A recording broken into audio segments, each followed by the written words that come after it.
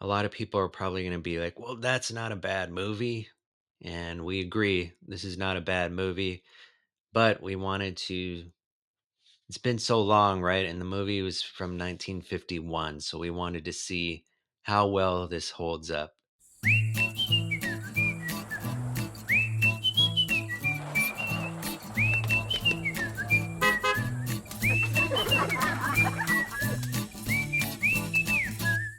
At a scientific research base in the North Pole, an Air Force team thaws an alien body from a block of ice, quickly falling prey to the hostile being in The Thing from Another World. Hey guys, welcome to the show. In this episode, we're going to review The Thing from Another World. So if you've seen one of our previous episodes, Horror Express, I guess you shouldn't be surprised that we came back to revisit this movie. I have never seen this movie before, but John, you have, Yep. and you saw it as a kid. I saw it as a kid. When I was probably in third or fourth grade. And I remember being terrified of the monster and being uh, just in awe, like just the little kid shock, and just couldn't take my eyes off the sequence where the Air Force guys and the scientists are throwing buckets of kerosene on the monster and lighting the stunt performer on fire. I was just, I loved this movie. And when we decided to do this, series, I was like, oh, I wonder if that movie holds up. I wonder if I just remember it being fantastic, and if it was actually, a bad movie or a good bad movie. But no, it's a great movie. It's a great movie for its time, especially, I think. Mm-hmm. And I haven't read the short story Who Goes There, but you have. Yep. But I think if I imagine, if we were alive back then in 1951, went to see this movie, I think we would have loved it Oh yeah. and would have loved the ideas presented in it, Mm-hmm. which now kind of, the movie's been remade a bunch of times and everyone's familiar with John similar, Carpenter's The Thing. right? Similar, not quite the same, but similar takes like Alien, the Alien franchise. Mm-hmm. So some of the tropes now are just kind of almost cliche to a point, but if this was the very first time back in 1951, I think our minds would have been blown by it. Yeah. Um,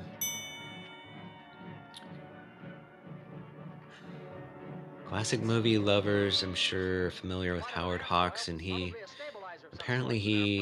did some uncredited writing on this movie, but he didn't direct it. Um, and I thought the black and white cinematography was great. The story ideas are great. Um, you mentioned the scene with, lighting the thing on fire with the kerosene, and that Mm. was a crazy stunt. Crazy stunt. Incredible stunt work. Can't get Almost like over they're that. trying to kill the stunt man. Oh my God. um, I'm sure they were as safe as they could be at the time, but oh my God, and I love the sequence because they're so smart. The cinematographer, the director was so smart. The the thing is on the outside of the base, the laboratory Antarctica base, and they can hear it pounding on the door. And so they have these buckets of kerosene and something to light it. Was it a signal flare? Is a flare gun? I can't remember, but someone says the Air Force pilot says, turn off the lights. And someone turns off the lights and the lights go really low. And then the monster bursts open. And so when they throw the kerosene and light it on fire, all the illumination, or most of it, is coming from the fire, which is brilliant because then it's like everything's exposed. If the lights were still on, it would be completely overexposed. But one of the things that I love about the movie is that the characters are constantly talking over each other. and the camera doesn't move that much. And so in the frame, you have like 6 or 7 people all in the frame, and they're all talking.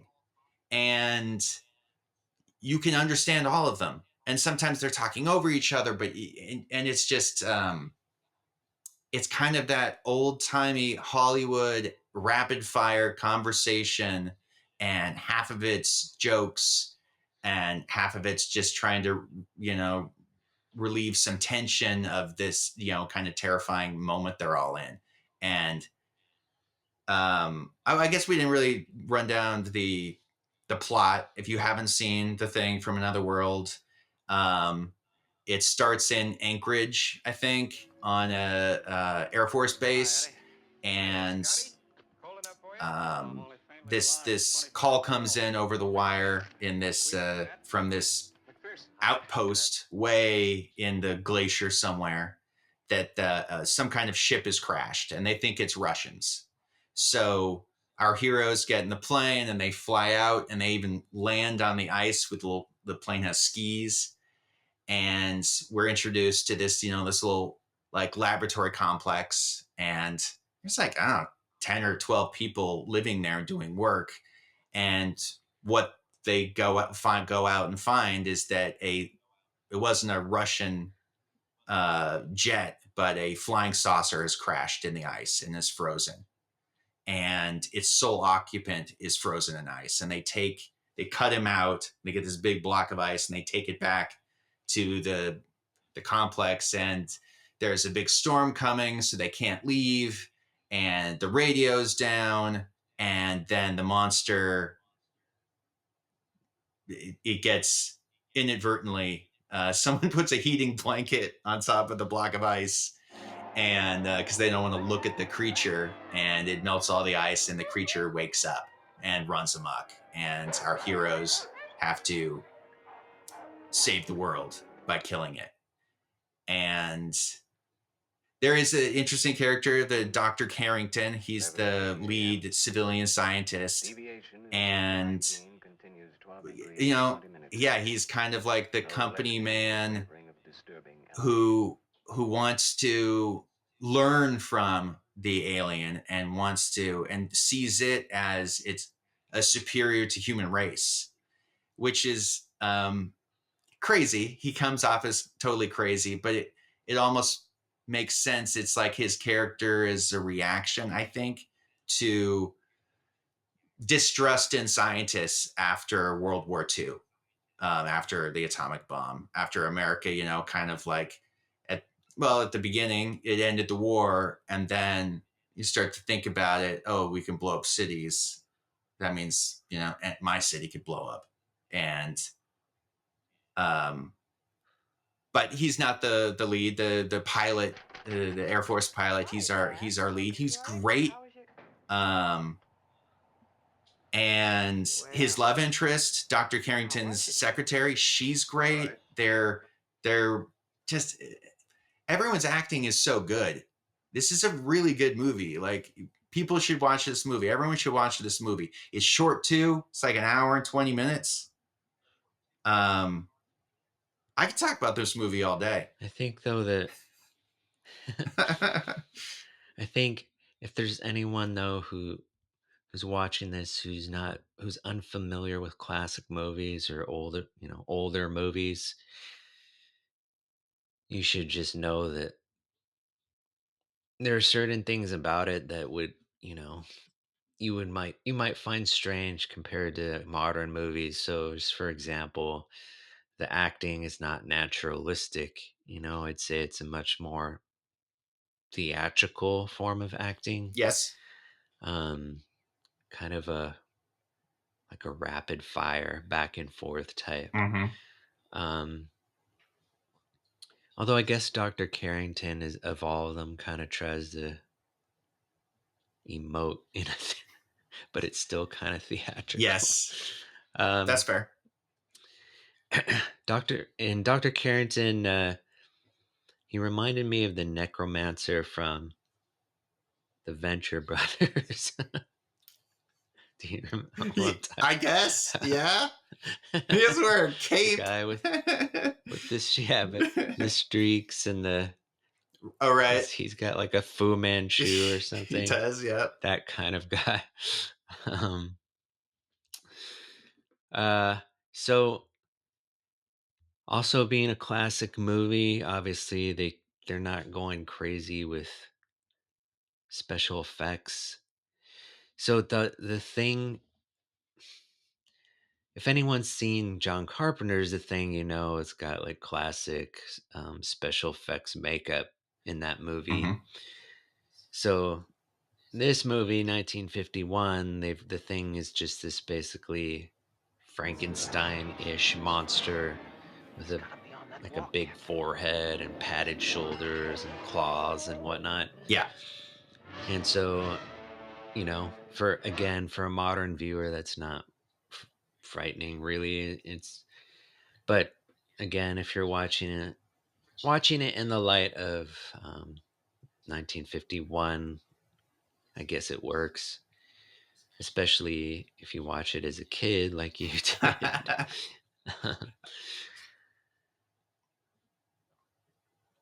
Did you know I didn't realize till later that the Thing was played by James Arness, who's most famous for Gunsmoke, playing the lead Oh, character. yeah. And again, a young person watching this probably wouldn't even know what Gunsmoke was, but it's one of the most popular American TV shows of all time. Yep. It's a Western TV show, and it ran like forever. Um, but I guess it makes sense in that James Arness, was a big guy. Like he looked like a former football player or something. Mhm. Um, Well, that's so the big difference between John Carpenter's The Thing and Christian Nyby's The Thing from another planet, another world, is the alien itself. And The Thing from Another World, 1951, the alien is just a humanoid, just a humanoid giant, very strong, and he's also, or it is also, plant based. And so like he gets attacked by these sled dogs, and his forearm gets ripped off. And there's a sequence where the scientists and the Air Force guys are looking at this claw, and then it starts to move. And um, the Dr. Carrington character realizes that the alien is dropping these kind of spores, and he starts to put them in dirt and starts to grow them. And it looks like the plants are like breathing, which is a really cool 1951 VFX, in camera effect. Whereas um, from the short story Who Goes There and John Carpenter's The Thing, the monster, the alien, it can take the uh, shape of any living thing. So like in the short story, it looks like a dog. Sometimes then it looks like different people.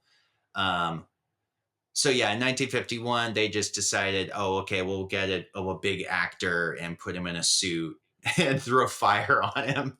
But it's still, I think it's also, the thing is scary because you don't see it a lot, and when you do, it's sudden, and its roars or screams are pretty freaky. As a kid, I remember being terrified, but I still thought the sound effects were good. And it's just, it's kind of like the shark from Jaws. You don't see it until it's attacking. And unless eh, I may be crazy, but I thought when you first see the Thing in the block of ice, it's not a close up, but the camera kind of moves in a bit. mhm. And I could have sworn when you see its face, it's the classic alien gray face with big eyes. Do you remember? I don't remember that. Okay, I'll have to go back and look. But I thought if that's true, I thought that was neat, and it would have been Interesting if it had stayed that way. Right. If it looked a little, I mean, the idea is that you don't see this thing. Yeah, he does look, he looks like Frankenstein's monster, just like this 7.5 foot tall giant with a big forehead. And yeah, if he'd had giant eyes or something, that would have, or one eye, I don't know, that probably would have been scarier. Uh, If I'm right though, if I'm right and it is like that, then I wonder if the thought is, well, it's slowly changing to human form. maybe. And so what we end up seeing for most of the movie is, the transitional phase of like the face and everything. It's morphing Oh into my God. human, Now we're but going to have to look at that scene just to see if we can actually. I don't remember it having giant eyes in the ice. I just remember Mhm. you really couldn't see anything. And it was just the actors are saying, ugh, I can't look at it anymore. And he throws the heated blanket on top of it so he can't see it. And then it instantly just starts melting. Classic. I also like that shot of through the snowstorm. You see the thing in the snow and it's fighting with the dogs. And so I couldn't tell if it's just some guy out there, throwing fake dogs around or if it was a guy in one of those padded suits being attacked Oh, by by trained real dogs dogs. or not. Yeah, It was hard to tell but it because was of all of the fake snow, which yeah. was smart. Um But like, what a good movie. Um, I chose this because uh, of Polar Express. When Polar Express, what was the movie we saw? Polar Express, Horror Horror Express. Express, and I had never seen Horror Express, but I had seen this, and I remember loving it, and I was wondering, oh, I bet it won't hold up, and it still does. Like, yeah, if you're in your 40s or 50s or 60s or 70s or older, you're going to love this movie. If you're younger, it's a product of its time, and but you can still have fun with old movies. And the acting's, yeah, it's stilted, right? But it's still great. What a good movie. Yeah, when I think of those classic science fiction movies from the 50s, a lot of them are very broad. Um So if it's just, like War of the Worlds, well, it's giant spaceships, Mm-hmm. right? Flying around, giant fake spaceships. And there's that one movie, I can't remember the name, but it's like these giant brains attacking. Do you know Giant those brains. floating brains? Don't remember that. No, okay. I mean, there's the original, The Fly, the black and white Fly movie. Yeah. So it's kind of they're broad and they're cheesy, right? So I think is this movie I think is different. It stands out a bit. Um and Yeah, yeah, the monster's kind of like Frankenstein and whatnot, but it's not quite as outlandish as compared to those other movies from the 50s. So I can imagine, being an audience member back then, especially, this movie would probably be a lot scarier. Although now, watching it Mm-hmm. now, it doesn't really feel like a horror movie to me. It feels more of like an adventure movie. Hmm. And I think maybe it's because of the attitudes of the characters, other than the thing, right? Right. So the human characters, where it's always like there's never a part where they're like in the corner screaming. Like it has actually a female character, right? As Two. opposed to John Carpenter's It's The got two. Thing. It's got two women. Yeah. But you never even hear a woman scream in this movie, I don't think right? so. She's not attacked alone by the thing or Well, anything. It's the love always like the interest is in the guys. fire attack scene, and she's holding up, Hmm. and she, but yeah, she's what is she? She's holding up a pillow or an entire box springs, and the thing comes at her while it's on fire and like cuts through the Mhm. thing. But it's just yeah, it's true.